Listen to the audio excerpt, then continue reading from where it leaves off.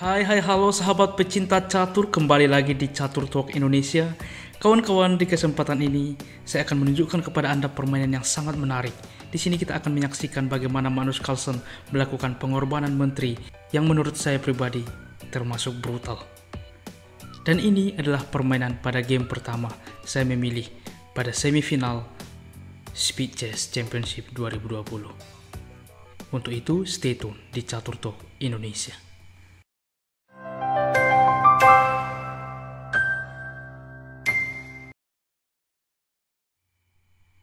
Baiklah kawan-kawan, kita langsung memulai permainan. Di sini Magnus Carlsen putih memulai langkah dengan pion ke D6, kuda ke F6, pembukaan Indian, D4, G6, kuda ke C3, D5. Sehingga dengan pion ke D5 tercipta Grunfeld defense. Kuda ke F3, gajah ke G7, mempersiapkan rokade pendek. Pion memukul pion, kuda memukul pion. Di sini biasanya ialah dengan pion maju ke E4. Ini adalah mainland. Di sini Magnus Carlsen mencoba hal yang berbeda. Tapi ingat, ini adalah speed chess atau catur yang sangat cepat, sehingga butuh taktik kombinasi dari masing-masing pemain untuk memenangkan permainan dan berpikir secara cepat. Dan langkah itu ialah dengan menteri ke A4 skak. Kuda menutup, E4 mengusir kuda. Kuda mundur ke B6 mengancam menteri ke C2. Di sini ada juga sebenarnya opsi dari hitam di mana dua kali mengancam pion. Namun di sini NVL memilih dengan rokade pendek, tapi coba kita lihat apabila di posisi ini, yaitu dengan gajah memukul pion. Maka inilah kira-kira yang terjadi, yaitu dengan gajah ke B5. Kita lihat di sini memaku kuda sehingga gajah terancam. Gajah mundur, maka gajah memukul kuda. Pion bertumpuk dengan memukul gajah. Rokade. Kita lihat teman-teman, inilah kira-kira yang akan terjadi apabila gajah memukul pion, tapi dengan keuntungan mengambil pion pusat ini. Kita kembali. Di sini Maxim Vakilaravi lebih memilih dengan rokade pendek, maka permainan dilanjutkan dengan D5. Lihat teman-teman, karena pion ini tidak dimakan, maka dengan D5 cukup berbahaya. Dan di sini kuda ke B4. Di sini mengancam menteri ke B3. A5 melindungi kuda, A3 mengusir kuda, kuda mundur ke A6, gajah ke G5. Secara tidak langsung mengancam menteri. Kuda ke C5, di sini lagi-lagi mengancam menteri ke C2. A4, benteng ke D1, gajah ke G4. Di sini memaku kuda. Gajah ke E2, melindungi kuda ke depan, kuda ke B3. Gajah ke E3, gajah memukul kuda. Di sini pion yang memakan, karena apa? Apabila gajah yang memakan, maka kuda akan aktif, sehingga di sini gajah tetap mengontrol petak penting C4. Sehingga dilanjutkan dengan menteri ke D7. H4, dan kita akan melihat rencana Magnus Carlsen mendorong pion ke depan sehingga membuka file H. Pion ke E5. Di sini kuda ke B5. Mungkin ada yang bertanya, "Bang, bagaimana jika N pasang?" Ini juga salah satu opsi yang bisa dilakukan, yaitu dengan menteri memakan misalkan, maka kuda ke B5. Kita lihat di sini mengancam pion, dan lagi-lagi pion tidak dapat menyelamatkan diri, karena di sini gajah juga mengancam kuda. Apabila menteri ke C6, maka dimakan saja, pion memakan, kuda memakan pion. Dan di sini mengancam benteng.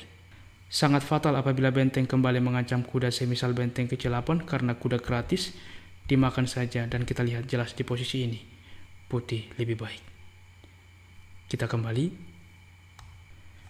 Namun rupanya Magnus Carlsen lebih memilih dengan kuda ke B5.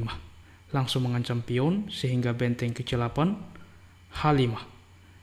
Lihat teman-teman, rencana sebelumnya langsung membuka file H ke depan yang cukup penting bagi Magnus Carlsen. Dan di sini F5.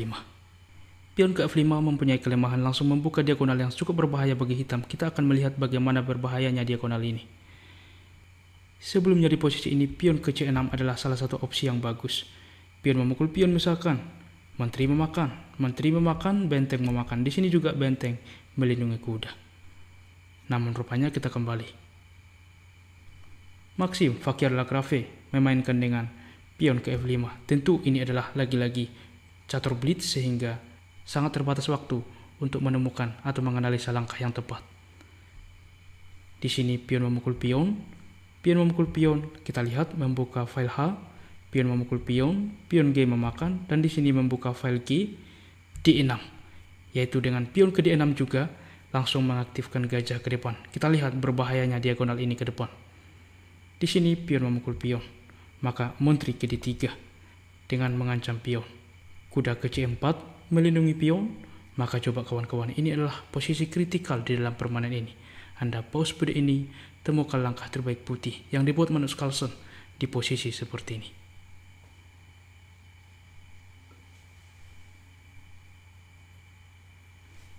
Bagaimana kawan-kawan? Ya, langkah itu ialah pengorbanan menteri yang cukup brutal dengan menteri memukul kuda. Lihat teman-teman, di sini melakukan skak dan benteng menguasai file H ya, sehingga raja tidak dapat berpindah. Sehingga benteng memukul, gajah memakan, dan ini juga skak, benteng menutup. Dan coba teman-teman, lagi-lagi Anda pause video ini, temukan langkah terbaik Magnus Carlsen yang juga langsung membuat Maxime Vachier-Lagrave menyerah.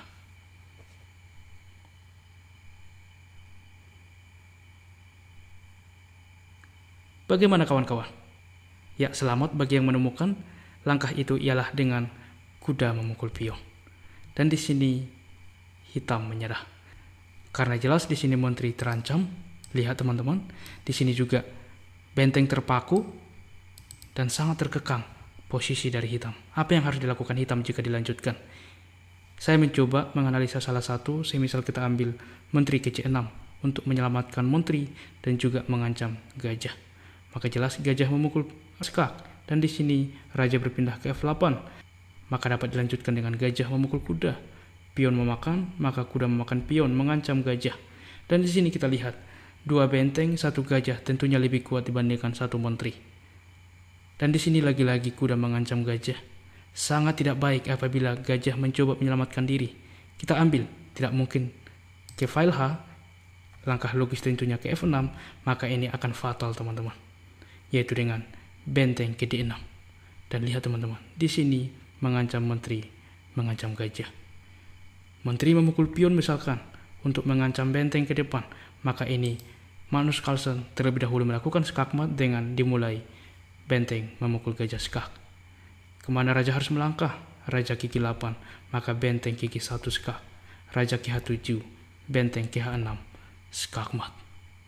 Inilah kira-kira yang akan terjadi. Bagaimana kawan-kawan? Permainan yang sangat bagus dari Magnus Carlsen menghadapi Maxime Vachier-Lagrave. Tapi yang lolos masuk ke final untuk menghadapi Hikaru Nakamura ialah Maxime Vachier-Lagrave teman-teman. Ini saya mencoba menunjukkan pertama bagaimana taktik kombinasi yang dilakukan Magnus Carlsen. Dan pada video selanjutnya saya akan menunjukkan kemenangan Maxime Vachier-Lagrave yang meloloskan dia ke final menghadapi Hikaru Nakamura. Untuk itu, pantau terus di Catur Talk Indonesia ya. Dan bagi kawan-kawan yang belum subscribe, welcome, silahkan subscribe sehingga Anda tidak ketinggalan informasi catur dari kita selanjutnya. Seperti biasa di akhir permainan kita memberikan fajl, selamat menjawab di kolom komentar. Ini dia teman-teman fajlnya, temukan langkah terbaik bagi putih dan memenangkan permainan. Silahkan tuliskan jawaban Anda di kolom komentar dan kami akan memilih dan mengepin bagi jawaban yang benar sehingga dapat dilihat oleh semua sahabat pecinta catur. Baiklah kawan-kawan, jika kawan-kawan menyukai konten catur seperti ini selanjutnya, mari kita like video ini, karena like Anda sangat berpengaruh terhadap performa video ini sehingga semakin banyak direkomendasikan oleh YouTube kepada semua sahabat pecinta catur. Dan jika ada request atau saran ke depan, silahkan tuliskan di kolom komentar untuk perbaikan channel kita lebih baik ke depan. Dan mari tentunya kita support terus percaturan kita Indonesia yang semakin jaya. Salam Catur Talk Indonesia, sampai jumpa di video berikutnya. Keep sharing and keep loving. Bye-bye.